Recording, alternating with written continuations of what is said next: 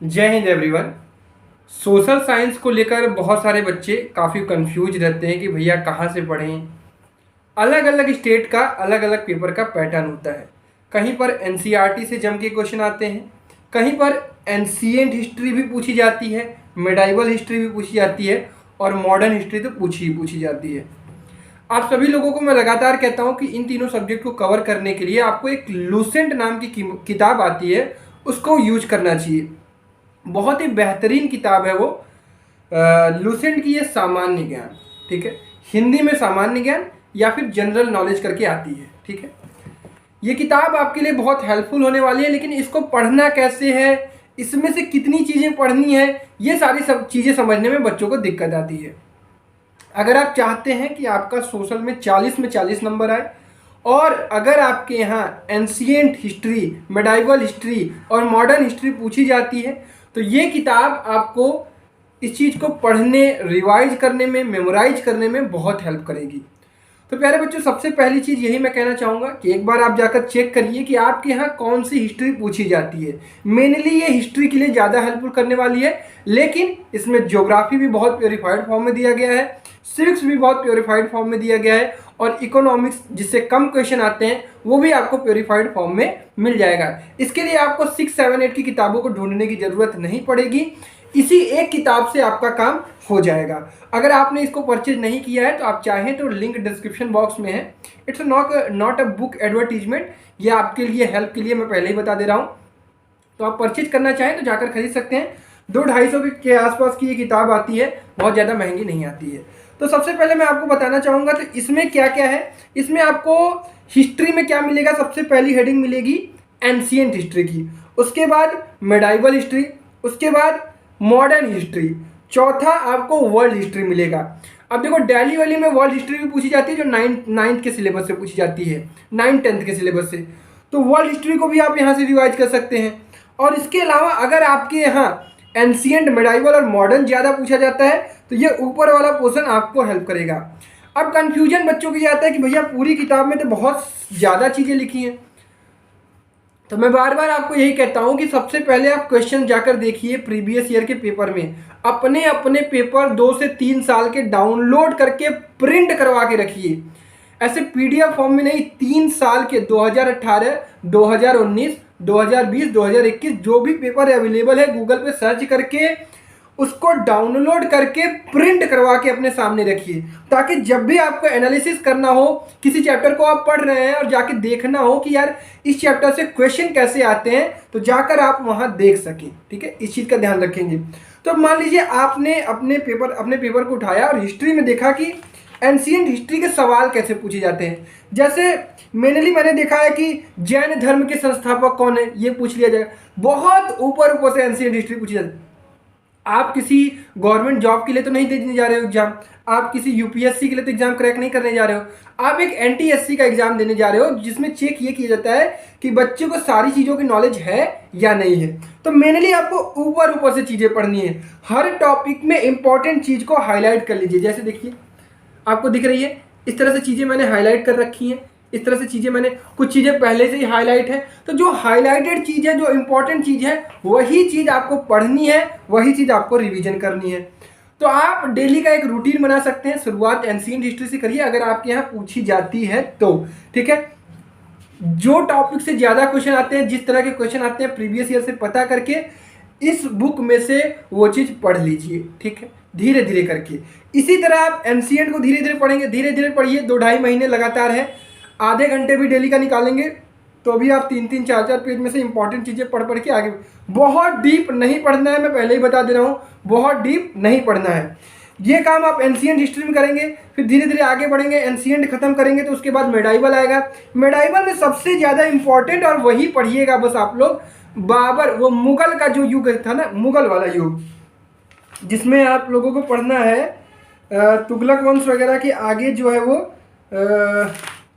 मुगल काल पढ़ना है बहुत ही बेहतर तरीके से। मुगल साम्राज्य इस बुक में मिल जाएगा आपको। मुगल मेडाइवल हिस्ट्री में मुगल काल से क्वेश्चन ज़्यादा आते हैं, उसमें भी इंपॉर्टेंट चीज़ें कि उनके कितने राजा थे, बाबर कौन था, हुमायूं कौन था, कौन किसका बेटा था, कौन किसका पिता था, इसी पर आपके यहाँ क्वेश्चन पूछे जाते हैं अगर मेडाइवल से क्वेश्चन आता है। कुछ इंपॉर्टेंट वार्स हैं, उन्हें आपको याद रखना चाहिए। ये सारी चीज़ें आपको मेडाइवल में पढ़नी है, जो चीज़ें आपके यहाँ पूछी जाती हैं उसी को पढ़ना है। इसके आगे मॉडर्न हिस्ट्री को थोड़ा डीप में पढ़िएगा, क्योंकि मॉडर्न हिस्ट्री से क्वेश्चन भर भर के आते हैं और अच्छे सवाल आते हैं, तो मॉडर्न हिस्ट्री थोड़ा सा ध्यान से पढ़िएगा आप लोग, ठीक है।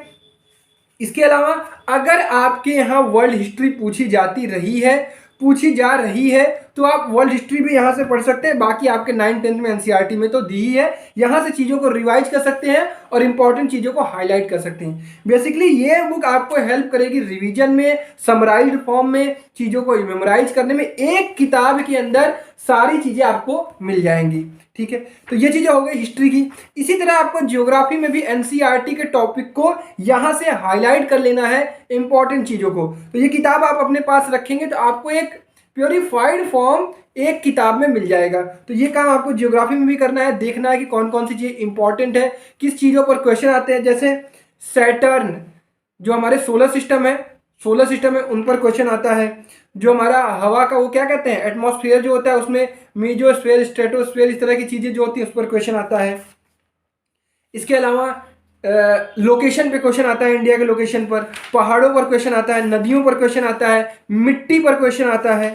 इस तरह के टॉपिक, हर टॉपिक यहाँ पे मिल जाएगा आपको। यहाँ से आप धीरे धीरे करके चीज़ें पढ़ सकते हैं। इंपॉर्टेंट झीलें, इंपॉर्टेंट नदियाँ, विश्व की, भारत की, सारी चीज़ें आप हाईलाइट कर लीजिए इस किताब में।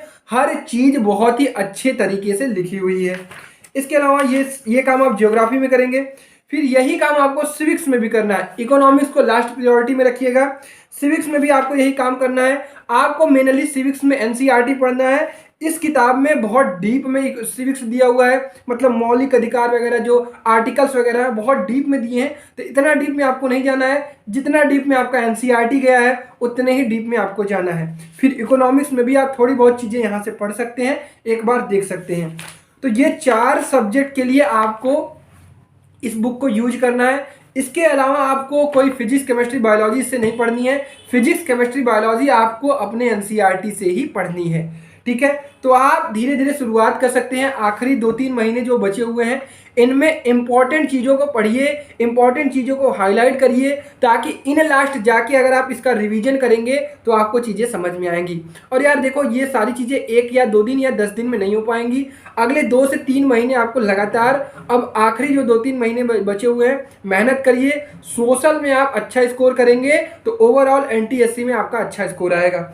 क्योंकि सारे बच्चे जो होते हैं मैथ में तो देखो सब तेज होते हैं, रीजनिंग में सब तेज होते हैं, साइंस में भी सभी तेज हो जाते हैं, लेकिन सोशल एक ऐसा सब्जेक्ट है जो बच्चों को बोरिंग लगता है। इसीलिए मैं लगातार आप लोगों को कहता हूं कि आप कोई सब्जेक्ट करिए या मत करिए, रीजनिंग और सोशल साइंस ये आपको अच्छे से करना चाहिए, क्योंकि स्कोरिंग सब्जेक्ट है। यहाँ से बच्चे कम स्कोर करते हैं, तो अगर आप यहाँ से स्कोर करेंगे, बाकी मैथ साइंस तो प्रॉपर पढ़ ही रहे हैं, स्कूल में भी पढ़ रहे हैं और हमसे भी पढ़ रहे हैं।